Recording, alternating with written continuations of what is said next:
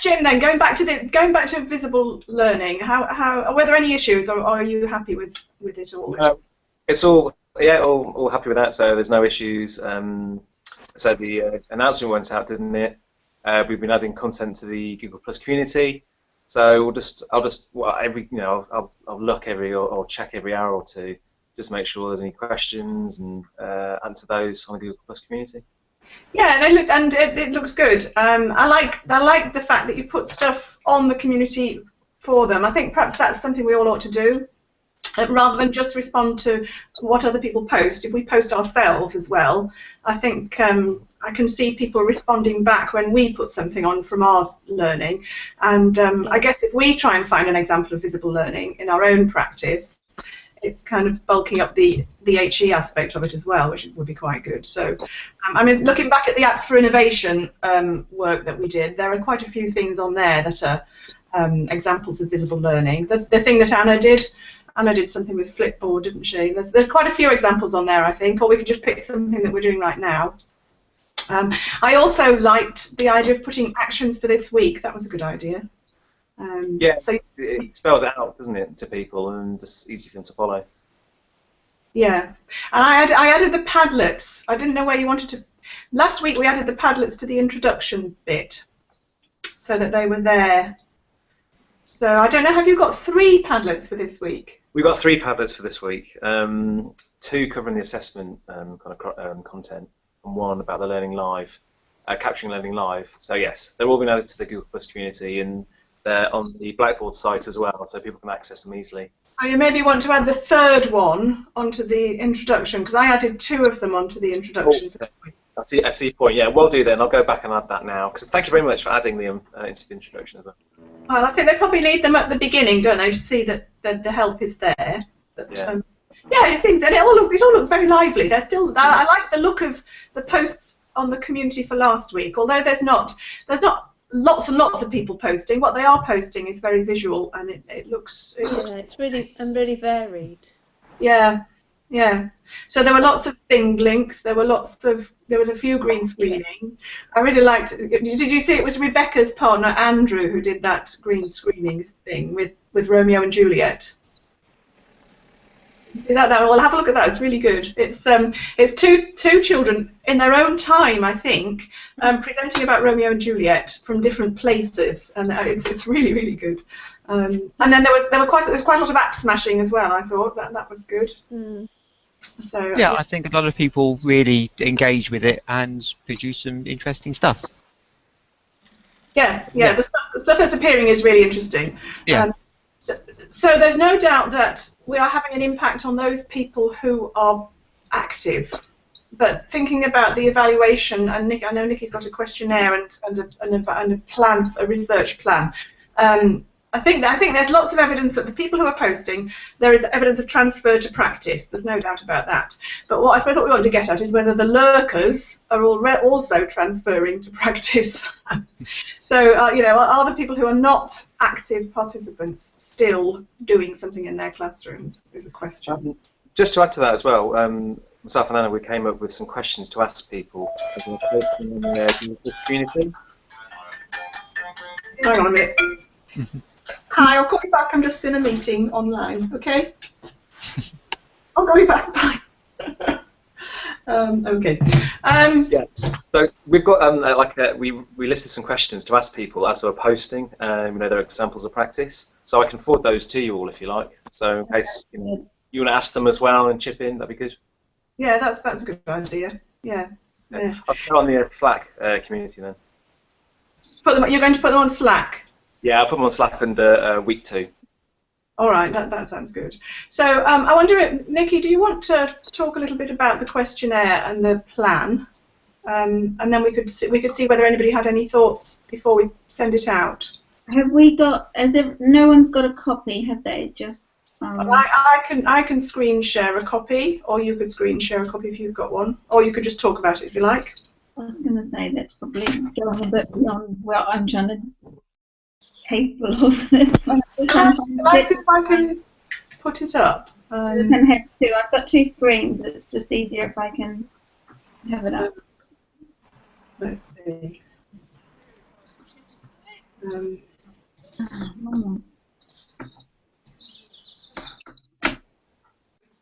Well, do you want to see if you can do it?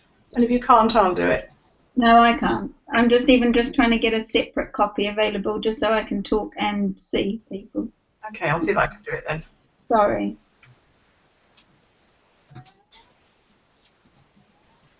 Where has it gone? Here we are.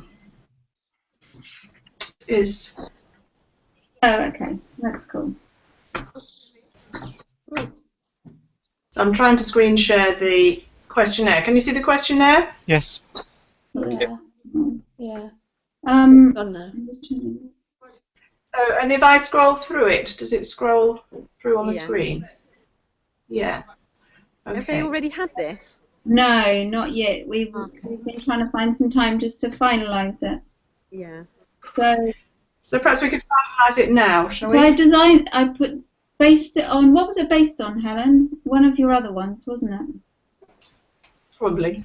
But it was, I know that I've duplicated some of the questions, like the poll that Sway put in. In the first part, it's sort of about them and trying to get an idea of who is taking part on what sort of level. But it would be useful just to collate all this in one place rather than having to go to the poll and go to the map, etc., if people are willing to take the time. And then I went through the aims and objectives of the actual MOOC in terms of the research project and tailored the questions to match that. So it was all primarily about online CPD and transferring what they learned in this format into practice. So trying to evaluate what their experience was of online CPD so far, and why were they joining it, and what were their sort of expectations of it, and then going through just some basic questions about their current experience with tablets. You know, have we got mostly complete beginners, or have we got mostly people who've had some experience and are looking to extend their practice because they can't find that information anywhere else? And then it really just, there was a couple of questions, or there are a couple of questions about teaching and learning and trying to see what, I mean, I know we're in week 2, so they will have already had some experience. It would be really interesting to do this completely at the beginning, but I think it will still be useful. And I'm really, I know I asked a few of you a few questions over the week, but how can we capture those people that are just lurking? I imagine there are lots and lots of people who are kind of watching and stealing ideas and gaining information, but we will never be able to. Yeah, how can we encourage them to participate, or find out what sort of things they're looking for and what they've managed to learn and transfer into their classroom? I think of the 500 and odd people that we've got signed up on the actual course, there's probably about 60 that have actually clicked on the link and gone into it. Right. So into the community or into the course on Blackboard? Into the course itself. Right, so they've just joined, and then that's less than 20%, isn't it? Much less than 20%. Yeah, which is why I send the link out again to how to enrol, just in case people had forgotten how they'd enrolled and how to get back onto open education. I must admit that is a bit confusing, because I'm working, you know, as we all do, between Nile and email and this and that, and Google Communities, and I'm thinking, whoa, what am I doing this time to try and find my way back? Yeah. So have we got any ideas how we could improve the uptake then? So 550 people are getting an email that says, welcome to week 2. Yeah. I think maybe on the Google community to have, maybe not this time, but to have a pinned tweet, because I know you can only have one pinned tweet, can't you? And the one from Sway's poll is really useful, I think. But, and I know there is a link on the right-hand side to go to the course itself. But if you haven't come in at the course, you know, overall course page, you might forget how to get back to. We just perhaps need to keep posting it. Yeah. To keep posting the links. Keep reminding the links. Yeah. Because I agree. We work across so many different platforms. But sometimes you just forget where you're supposed to be. Where you're supposed to be. The other thing is to keep letting everybody know that it's not too late to join in at any time. We're not saying you've got to do the whole course. You can dip in and out of it, and we're quite happy for latecomers to dip in. Yeah. So it's not like they've missed anything. We can keep inviting. I mean, we can keep doing Twitter. Would it be interesting that if we can, excuse me, get this questionnaire out this week and see how many responses we get, and then see, and one of the questions are, I'm trying to find it, how would they describe their use?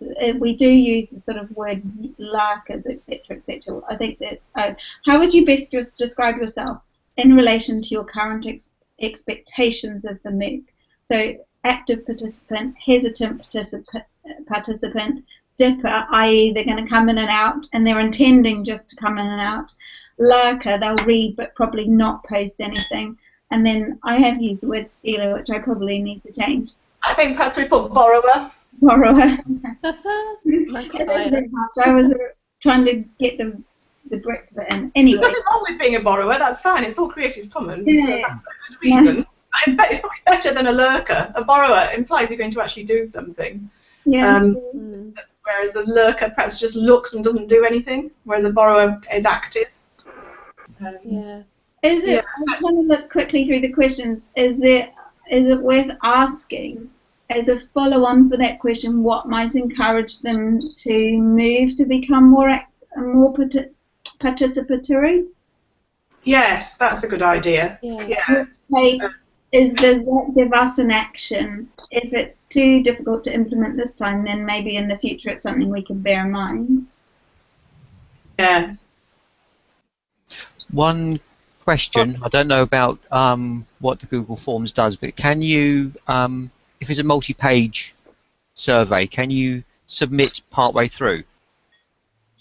I've labelled quite a few of the questions as requires an answer, so Right. I haven't made it multi-page. Okay. I did start to look at that, and then I thought, oh, that's getting it too complicated. Let's just have one on. Okay. Well, I was thinking if you've got lurkers who are not participating a lot, and then you hit them with a huge form with lots of questions to fill out, which are all required, most of the lurkers is going to say, can't be bothered, and not submit. Whereas if you have a very quick form, which is, have you enjoyed it? Have you read anything? What's your level of participation, lurk or whatever? Do you want to carry on? You would at least get people hitting that first page and answering that question and capturing some information. Right. Okay. So. I don't know if you can do that. Yeah, I don't know if that's possible in that interface. So maybe multi-page, and you can. I think it is possible, but I haven't actually done it. I've just sort of half done it by default when I've been trying to set things up and thought, oh yes, it goes to another page. Do you want to continue? So I think that it does have the ability to branch out. I'll look at that. How about splitting it down into a smaller ones, because people have got quite a lot of things to do with the reading and browsing and the activities and posting. So, and also then to add themselves to the the Participolder Z map and to do a survey. Why not just have a little snap survey each week, which has got no more than 5 questions in it, because the ones that are here next, well, and we can see who's lurking, we can see if they're taking, if they've even clicked onto it. You can do that from Blackboard. Yeah, and then next week, we've got more targeted responses, because if they're still with us next week, then we can see exactly what they're doing with it. Whereas lurkers are never going to say, well, yes, they might say I'm using this or that, but if it's too long, as Neil said, they're just not going to bother. And if it says, are you going to continue, they'll just say, well, no, and they'll go. We might lose them, but we might have kept their interest had it been a shorter survey. Yeah, I think perhaps perhaps cut the form down so it's a shorter form. Yeah. And expect them to do the whole thing. Yeah, because I mean, next week we can go in a little bit more in depth, because, as I say, the people that are staying with us, then we can get some more qualitative feedback from them, I think. Well, we were going to do a pre and a post. Yeah, oh, okay. And possibly a check in the middle. Shall we just have a quick look at the? Let's come back to that. But in the light of the research plan, if we could share that. Do you want to talk through that, Nikki? If I bring that one up. So we've got Nikki's made a plan. She's got far too much in it to be able to get done, but it was a good start to then be able to slim it all down. Well, yeah, the question is whether we're going to be able to do the plan, and which bits we would want to do.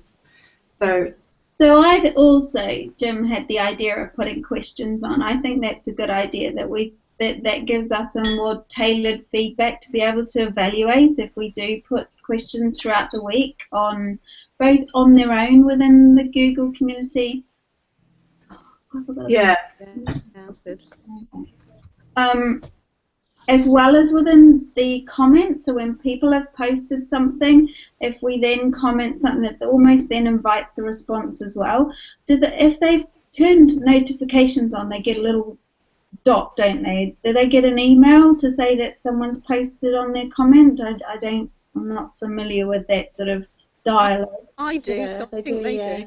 Yeah. Right. Yeah. If you've got notifications on, it kind of pops up on your. It pops up on my iPad when they. No, it doesn't on your Yeah. iPad, but to be honest, I don't read that Google Mail because I just get so much from all the students. Yeah, you get an email, yeah.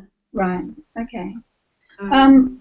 So there was an element of weekly evaluation of the community because that's where people are posting. You know, what sort of could we evaluate the visual content? Can we ask questions? Can we analyse the responses? And I am quite interested in the dialogue rather than people just posting something and walking away. Other people that are doing that, only doing it to be able to potentially get their certificate at the end of it. You know, I noticed a couple of things last week. Oh, here's my homework. So are they just using it as an evidence to achieve something at the end rather than creating some dialogue and learning from it that way? There was, I think I asked Neil and I asked Belinda and I asked I think I asked everyone, didn't I? But how can we evaluate both the Twitter, the Blackboard, and G+. Yeah. I've run the analytics on Twitter. Thank you very much for sending that link. I think you sent it to Jean and forwarded it on. Oh, okay. For the TWT16 hashtag. It's amazing. It shows what devices people were using, how many followers they've got, so I can see what their influence is. It's only gone back since I think it's the 19th. So, yeah. I think. What did you use for that, Belinda? What was the tool you used to do that? Found something and pulled it, didn't you? I can't remember. I have to go back through my email. I can't remember. I put it on the blog anyway. I've done two new links on the blog. One is called feedback, and actually put a really nice piece of feedback from Nicola Schofield on that, which was lovely. And another one which I put reflections or something, and onto there I've just kept sort of a running total of things that I'm learning as part of the MOOC, and one of them, and new tools that I've used, and the last one on the list is Twitter something or other. I could go to it, but I have to come out of this Hangout, so I'm not sure. Yeah, no, that's all. Yeah, I think you did put it on. I remember seeing it because the people, when I did my presentation, the people wanted to know what we were using. Yeah. So I did find it. So that's good. I like the idea of doing posting good reflections, or posting. We're going to post bits of feedback as we go and collect them in the blog. Is that what you're thinking? Yeah, so I've just set up a new category which is called feedback. So if you put a post and then tag it with feedback, then you can access them all from the homepage. You know, there's a menu item at the top. So that the feedback is feedback from students, and reflections is reflections from us. That's a good idea. So things like the B comments, the comments that we want to make notes of. Yeah. Yeah, and I could see that Nicola was recommending it on Twitter and saying how good it was. Yeah, so things like that we could capture and collect. Yeah, that's a good idea. Somebody emailed yesterday, I can't remember her name now, for permission to use information about the MOOC in a science portal. So I've read it through, and I just asked her to say about the fact that we use Google Plus and the links as well. So she's going to send us a copy or a link to a copy of that once it's published. So can you see that feedback from Nicola there? Can you all see that? Yeah. Yeah, that's good, isn't it? By far the most imaginative and detailed computing teaching MOOC I've been involved with. So what was that? Was that an email then, or what? No, it was in the Google community. Right, that's good. And I just thought it was so nice. It was worth capturing that one. Yeah, so we perhaps want to carry on capturing a few of those. That would be good. Yeah. So anything else about the evaluation, the research plan then? So Nikki, do you think this is doable? Do you think to do some of that as we go along? I still I like the idea of the short snap surveys. However, I'm still conscious that we do want to do, and we always said we would do a pre and a post. So how that works with that, I'm not entirely sure. Well, shall we cut it down a bit and do it as a pre and then do it as a post and say that's the pre and post, but we will be mindful of the fact that we want to do little surveys as we go along. Okay. So perhaps as part of each week we tried to do it with the Twitter chats, didn't we, where we had an evaluation question at the end of the tweets. Oh yeah, I meant Jim that you need to keep that evaluation question in the tweets. Yeah. All right, I haven't actually seen that question, so yeah. I'll email it to you later. All right, thank you.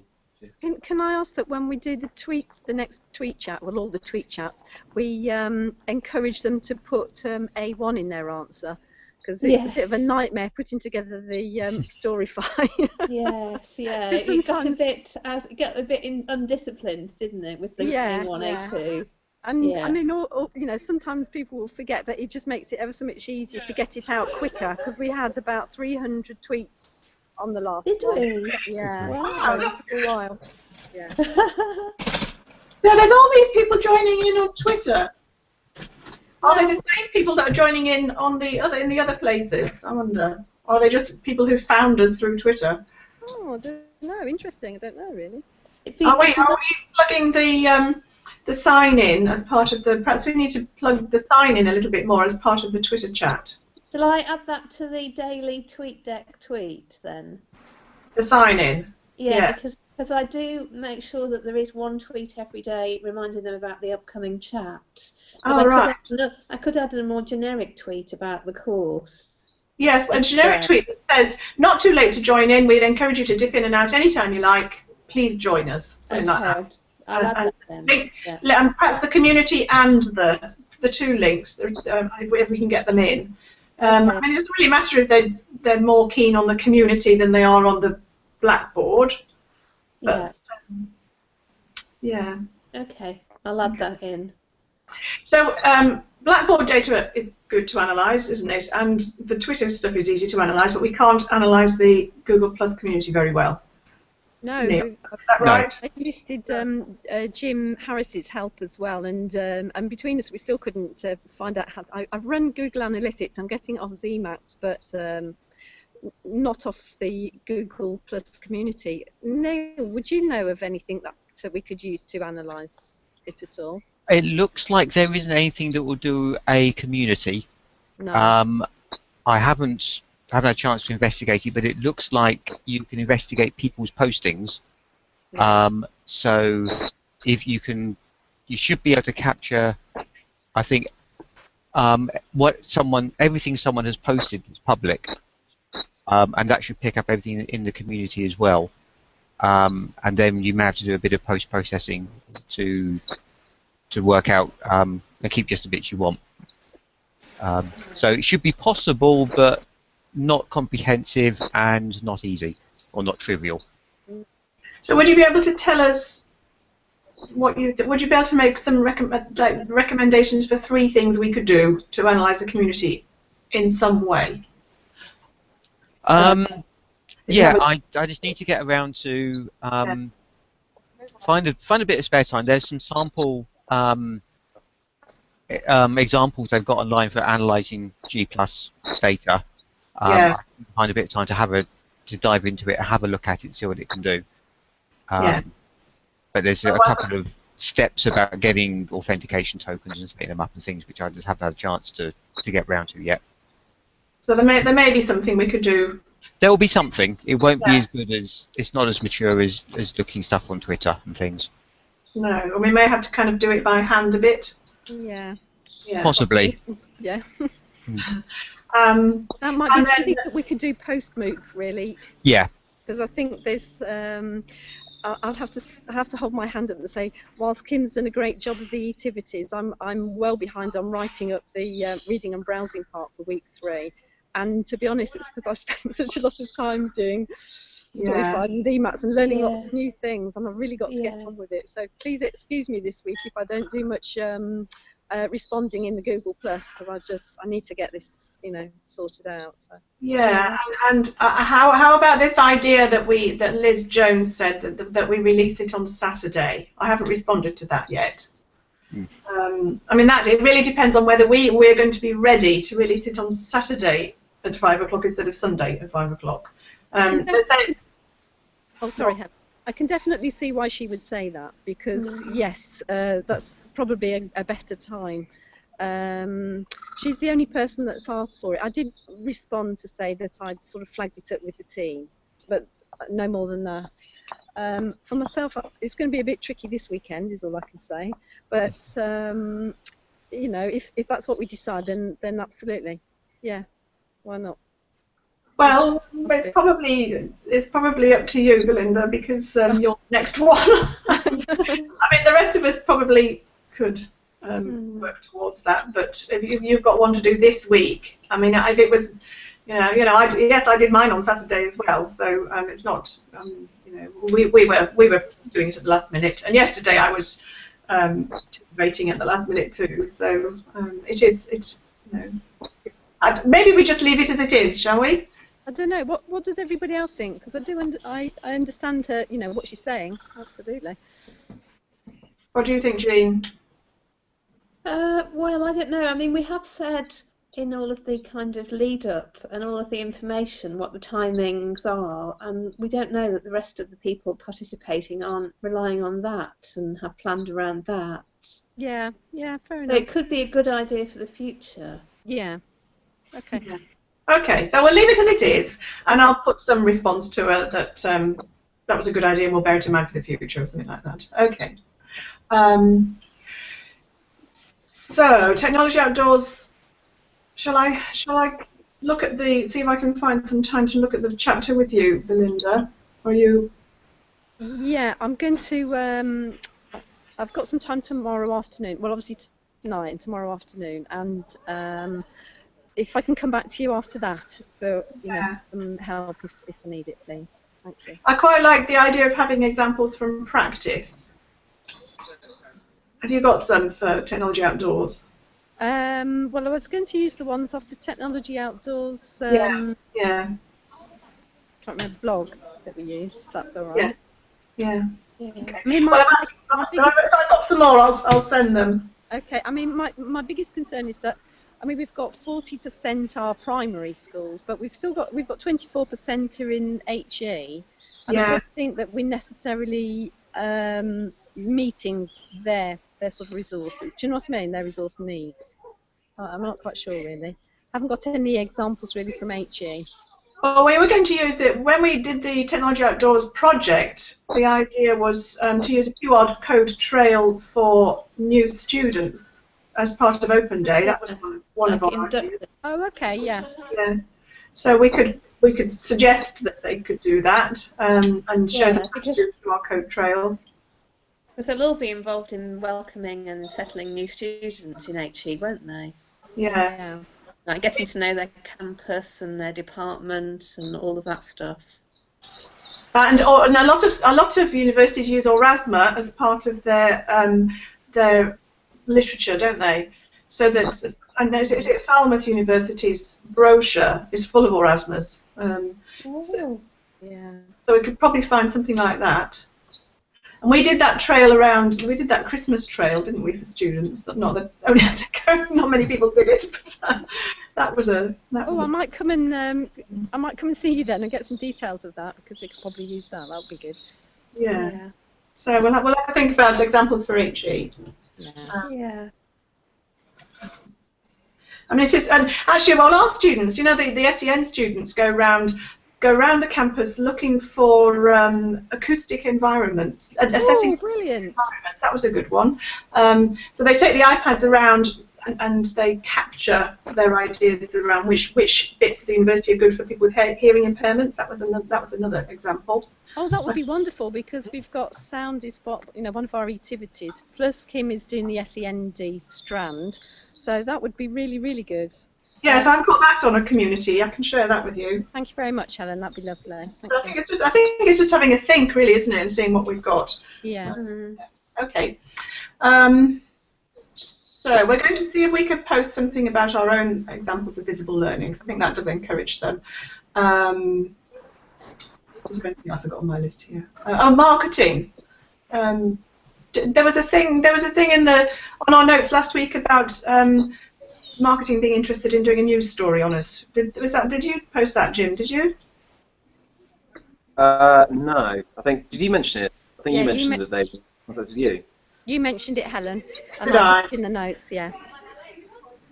Right. So we ought to see if we can get them to do a story on us, shouldn't we? Something came round from marketing on Wednesday night at about 5:30, asking for copy by Friday afternoon. And it was to do with, I think, digital transformations. And I mean, this would have lent itself, I suppose. But unfortunately, I responded to say that I couldn't do it in the time frame.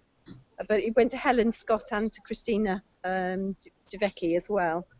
So hopefully they will be doing, more stuff like this. So.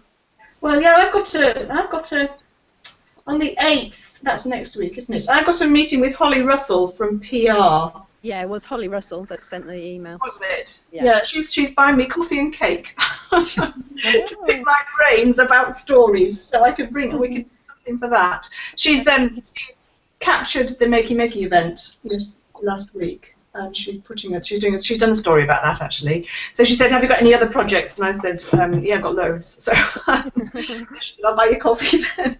So I can do that. Maybe we ought to try and put something together for her. Yeah. Yeah.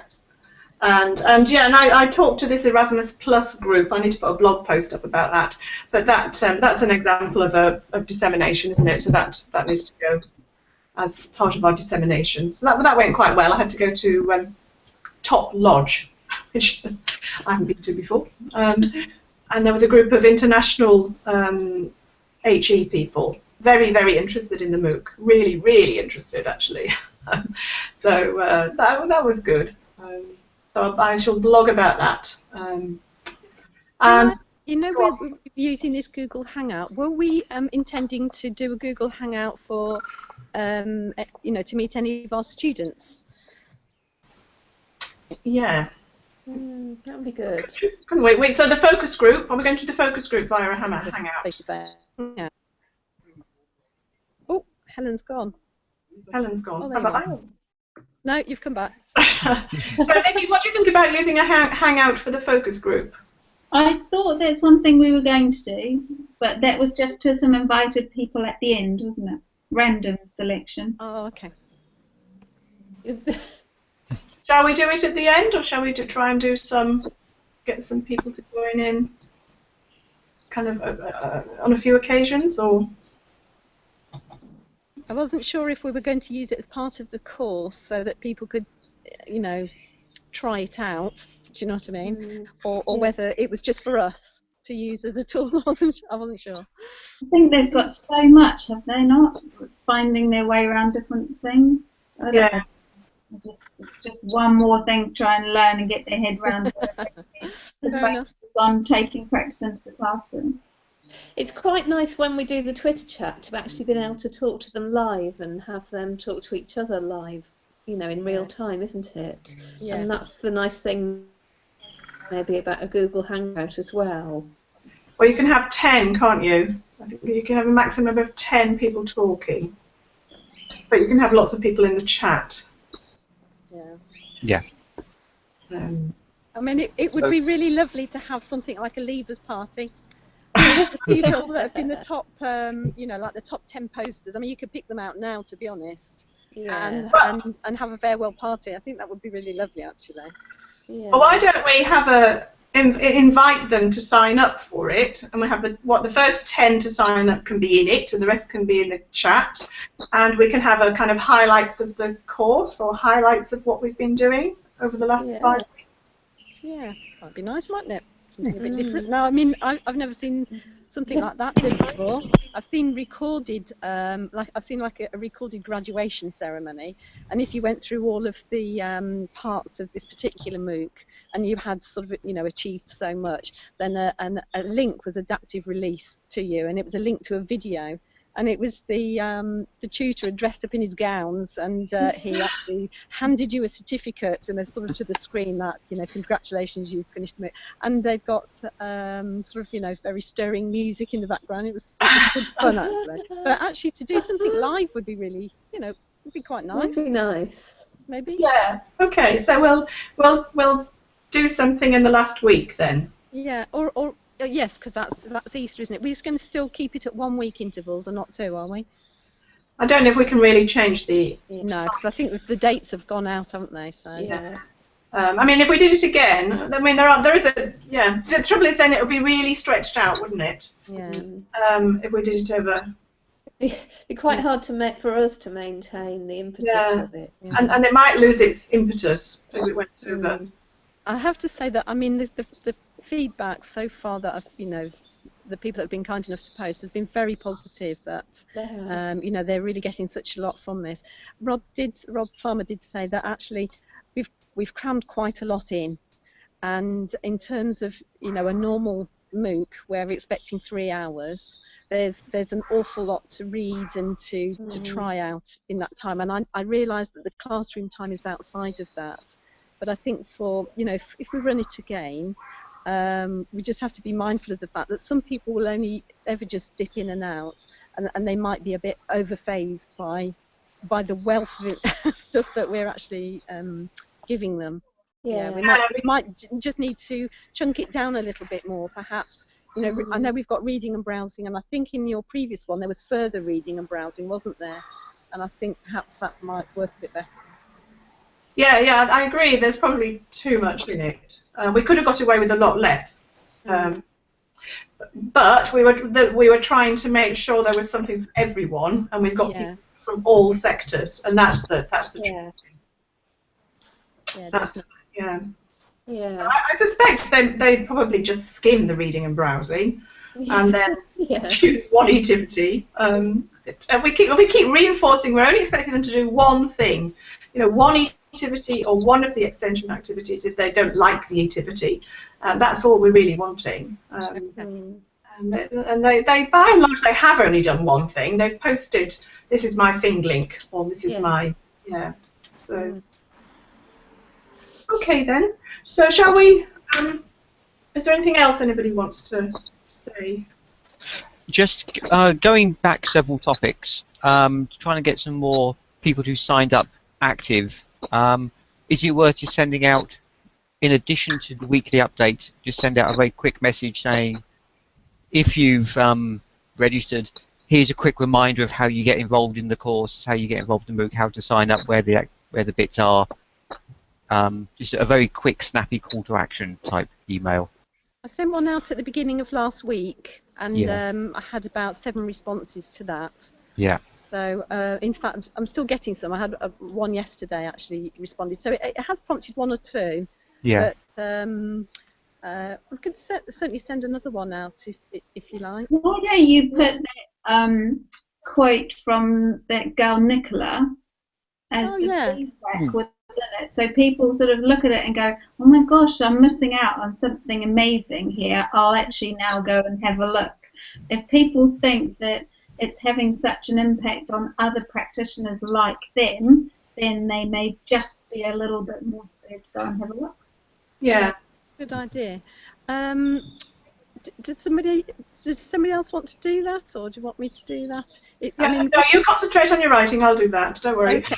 Yeah, if you just use this send email site tool, is it called Site Tools, and send email, then I think you can format your email a little bit more. Rather than if you put it in the announcement, it just comes out as plain text, so any images are lost. Yeah, we probably don't need images, but yeah, all right, I'll look at that. And shall we do another catch up next week? Yeah. What about Tuesday?